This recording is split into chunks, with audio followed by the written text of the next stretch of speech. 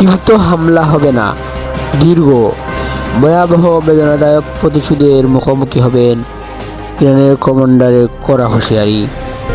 মধ্যপ্রাচ্যে আকাশ আবারও ভারী হয়ে উঠেছে। যুক্তরাষ্ট্র ইরানের উপর নতুন সামরিক পদক্ষেপের প্রস্তুতি নিচ্ছে।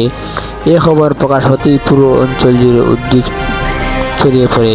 মার্কিন সেন্ট্রাল কমান্ডারের নতুন হামলা পরিকল্পনা স্বল্পস্থায়ী কিন্তু বিধ্বংসী হতে পারে বলে জানিয়েছে সংবাদ মাধ্যম এক্সিওস। কিন্তু এ খবরের সবচেয়ে তীব্র প্রতিক্রিয়া এসেছে ইসলামিক রেভলিউশনারি গার্ড কর্পস এর আরব বেস কমান্ডার মাজিদ মৌসাবির কাছ থেকে।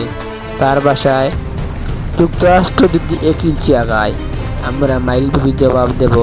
তাদের প্রতিটি ঘাঁটির অবস্থা আমরা দেখেছি, এবার দেখা যাবে তাদের যুদ্ধ জাহাজের পরিণতি। তিনি বলেন, আমাদের প্রতিশোধ সীমিত হবে না, আমাদের প্রতিক্রিয়া হবে দীর্ঘ, বেদনাদায়ক এবং পুরো অঞ্চল কেঁপে উঠবে। এই মন্তব্যের পর হোয়াইট হাউস আরও চাপের মুখে পড়ে। মার্কিন প্রেসিডেন্ট ডোনাল্ড ট্রাম্পের সঙ্গে বৈঠকে সেন্টকম প্রধান ব্রাড কুপার নতুন হামলা পরিকল্পনার বিস্তারিত তুলে ধরবেন, যার মধ্যে ইরানের অবকাঠামোকে লক্ষ্য করে একাধিক বিকল্প থাকছে। সামরিক বিশ্লেষকদের মতে, পরিস্থিতি এখন এমন এক মোড়ে পৌঁছেছে যেখানে মাত্র একটি ভুল সিদ্ধান্ত পুরো মধ্যপ্রাচ্যকে অগ্নিকুলকে পরিণত করতে পারে।